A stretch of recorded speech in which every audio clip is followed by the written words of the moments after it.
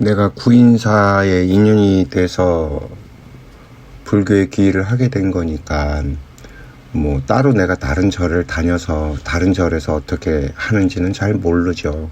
근데 이제 저는 구인사에 인연이 돼서 구인사에서 공부를 했던 사람이라서 구인사에서는 따로 불경을 가르치거나 불경 공부를 하거나 연구를 하거나 뭐 내가 어릴 땐 그런 게 없었어요. 그러다 보니 주워 들은 얘기죠. 다 어른들한테 어른들께서 이렇다 저렇다 얘기하면 그런가 보다 하면서 자랐죠.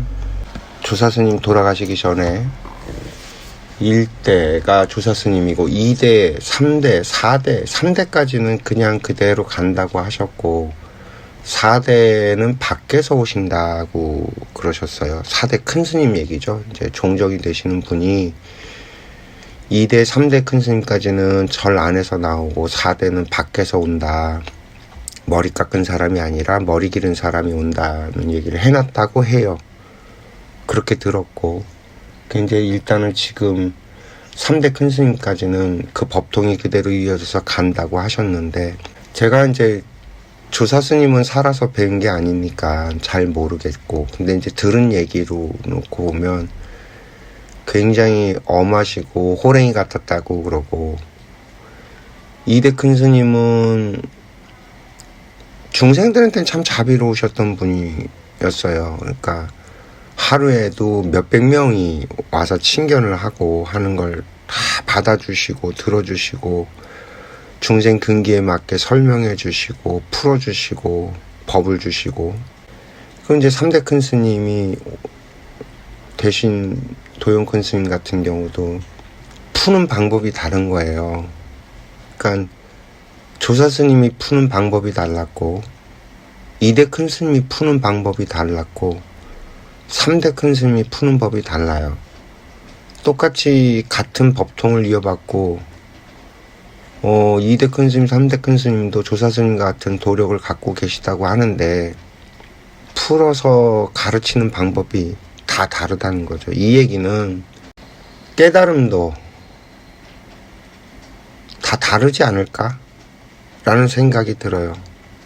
그러니까 조사 스님이 태어나서 살았던 시대에는 그 시대에 맞는 방법이 있었었고 또 조사 스님이 가지고 태어난 업력 그리고 인연, 환경, 조건에 따라서 조사 스님은 푸셨고 2대 큰 스님은 조사 스님이 만들어 놓은 그 기반 위에 정말 구인사를 어마무지한 사찰로 팽창을 시키셨죠. 그 확장시키는 게 정말 대단했어요. 2대 큰 스님 때 구인사 지금 현재의 천태종의 기틀이 다 일어섰다라고 보면 되니까 3대 큰 스님 오시고 나서 불사가 더 크게 늘어난 거는 사실 딱히 제가 볼 땐 별로 없어요.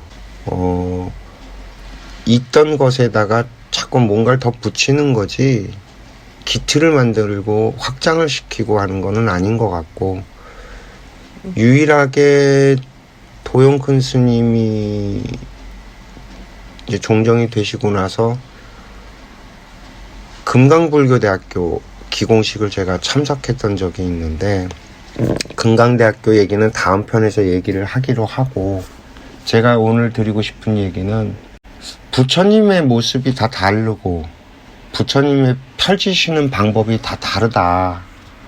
서가모니는 서가모니 시절에 맞는 법을 펼쳤고 그 이후로도 무수히 많은 부처님들이 오셨었고 서가모니 부처님께서도 그런 말씀을 하셨다고 그러죠. 내가 오기 이전에 커다란 6 부처님이 계셨다는 얘기를 들은 적이 있어요. 그 얘기는 뭐냐면 부처라는 부다라는 이 말은 고유명사가 아니라 보통명사라는 얘기고 부다라는 말의 뜻은 깨달은 자라는 뜻이고 그럼 깨달은 자는 이 세상에 많다. 오직 서가모니 한 명만 있는 게 아니고 서가모니 이전에도 여러 명이 계셨고 서가모니 이후에도 무수히 많은 부처님들이 오셨다 가셨다. 그리고 조사 스님도 부처셨고 2대 큰 스님도 부처시고 3대 도용 큰 스님도 부처이십니다. 큰 깨달음을 얻으신 도인들이란 얘기죠. 다만 자신의 업력과 인연과 주어진 환경에 따라서 펼쳐내는 방법이 다 다른 거고, 구인사는 조사스님께서 기틀을 만드신 데에서 발전한 거기 때문에 2대 큰 스님, 3대 큰 스님까지는 그 법력 그대로 이어져 내려온다는 차이만 있을 뿐이지, 구인사에서만 부처님이 나오고 도인이 나오는 건 아니에요. 이 세상에는 도인들도 많고 부처님도 많고 다 깨달은 분들이 있는데, 자신의 깨달음에 따라서 펼쳐나가는 게 다 다를 뿐이라고 저는 생각을 해요. 제가 구인사 다니면서 가장 좀 듣기 좀 그랬고 이해가 안 됐던 얘기가 딱 그거였어요.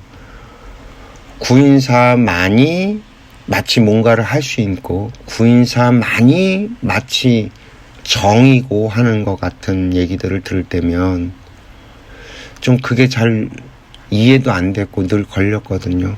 그 교회 다니는 분들이, 하나님 믿는 분들이 하나님의 이름으로 몇천 년 동안 전쟁을 벌여왔던 것처럼 구인사도 그런 식으로 표현하고 그런 식으로 말을 하면 다른 종교를 가진 사람들, 그리고 같은 불교 안에서도 다른 종단 사람들과 부딪힐 수밖에 없는데 왜 우리만 옳다라고 하고 왜 우리만 맞다라고 하는지 저는 잘 이해가 안 됐거든요.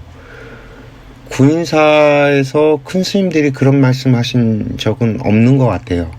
다른 스님들께서 어떻게 말씀하시는지는 모르겠지만 최소한 깨달은 사람이라면 나만 옳다, 나만 맞다, 우리만이 옳다, 우리만 맞다라는 거는 안 할 거라고 저는 생각이 들거든요. 제가 깨달은 사람이 아니라서 잘 모르겠지만, 그래서 배타적이고 이렇게 우리끼리만 이런 생각은 굉장히 아집과 독선적인 생각이 아닐까라고 저는 생각이 듭니다.